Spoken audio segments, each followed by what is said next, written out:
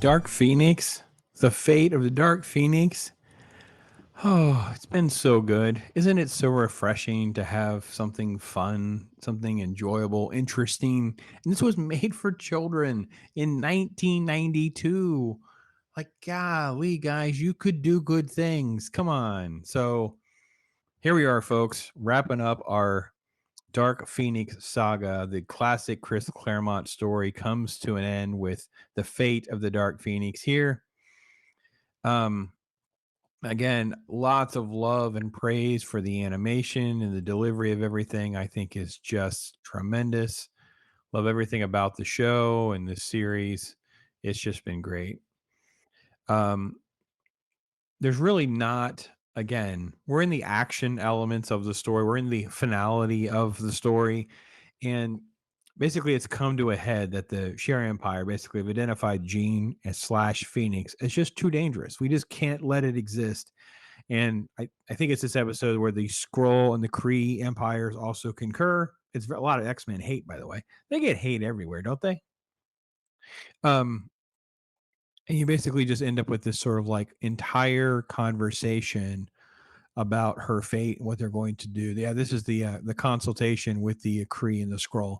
See, here's what I'm saying about the Skrull. By the way, if you go over to my Secret Invasion video, episode 5, I talk about how the scrolls in the TV show have not enough definition. They all sort of look alike.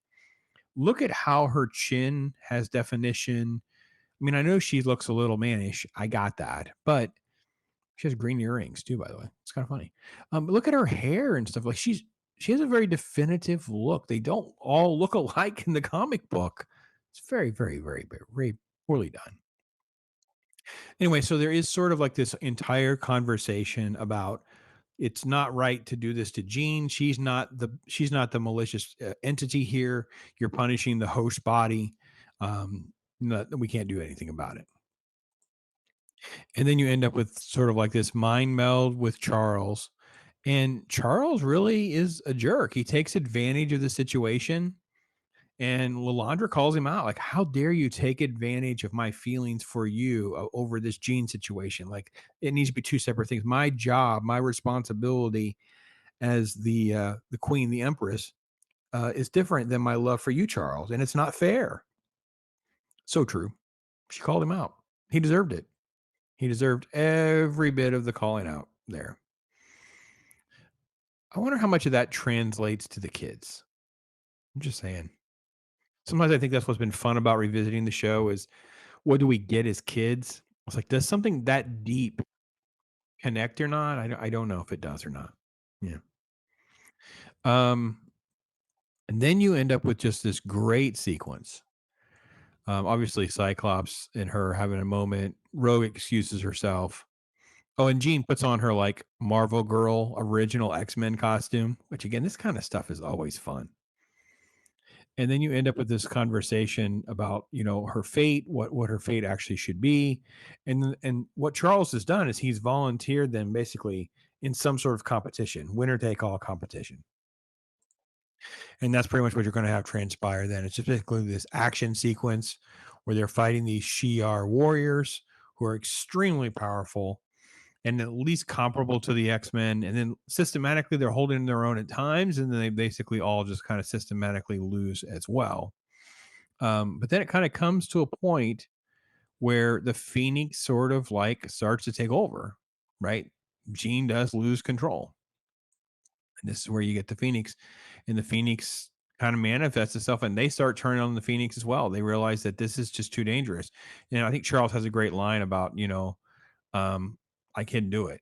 And it's because of her emotions. Like when Jean sees Cyclops injured, she starts to lose her emotion. And you can see Charles just can't contain it. The Phoenix just breaks free.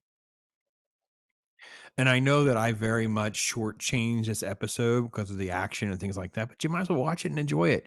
Don't you want to just watch some fun superhero stuff for just a few minutes? I know you do. I know you do. The Phoenix can't be stopped, and Jean is just pleading, like, just take care of me. Just take care of me. I can't do this. It's not fair.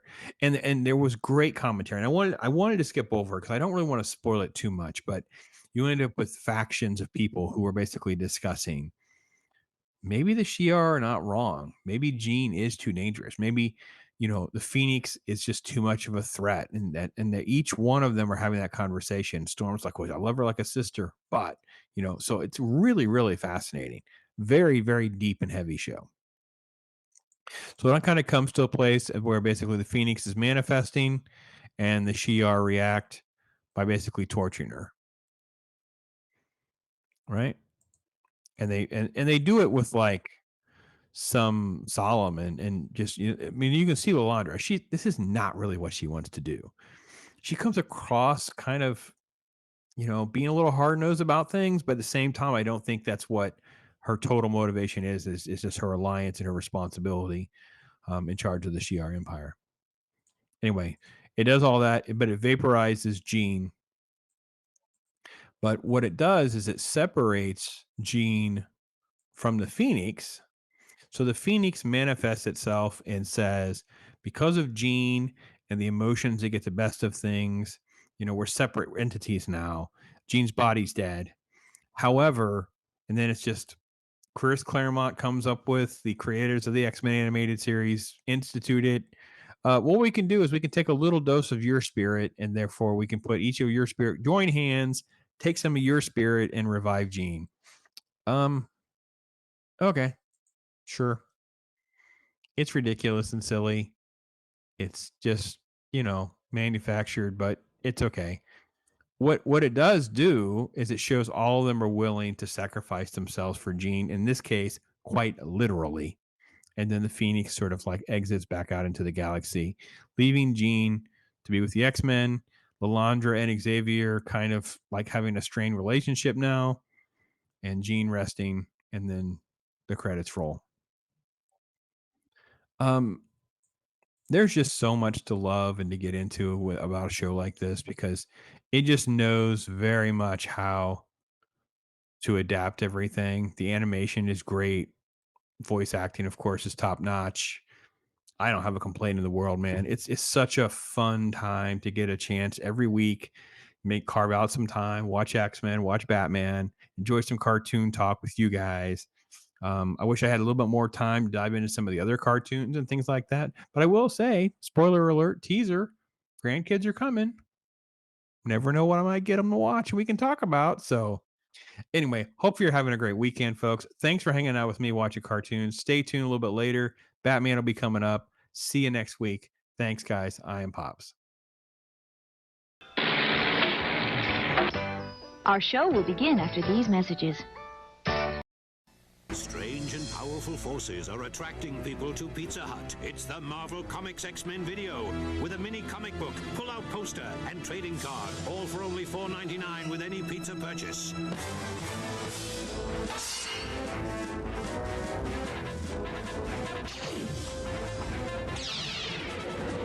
There are 2 video packs to collect, so hurry and get your claws on them. Oh, I'll wrap that up. Exclusively at Pizza Hut. Run, it's Dreadwing! And Dreadwing's class is deadly! Dreadwing is punishing, his Gatling gun is illin'! The Decepticon bomber's a Transformer-rama, a 3-in-1 villain that's chillin'! Combat tank and sonic jet transform into double trouble robot! The missiles go boom, smelling certain doom as they take apart the awesome Autobots! Autobots, how? No one can save you! From triple-changing Dreadwing! Transformers Generation 2. Dreadwing is all you see here. Other figures sold separately. They've got Wolverine. They've got Storm! Even Beast. Right where those mutants belong. In a can. New from Chef Boyardee. All your favorite X-Men in pasta shapes and excellent sauce. We got them. And only you can set them free. New X-Men pasta. It's not just a meal, it's an adventure. Fans are the greatest people in the world. Comic books and comic art is a really strong and very close to the pulse of the culture. Well, I got to tell you, without fans, the whole entertainment business would fade away. Don't ask questions, Pops. You'll ruin it. And that's exactly what she says. Don't.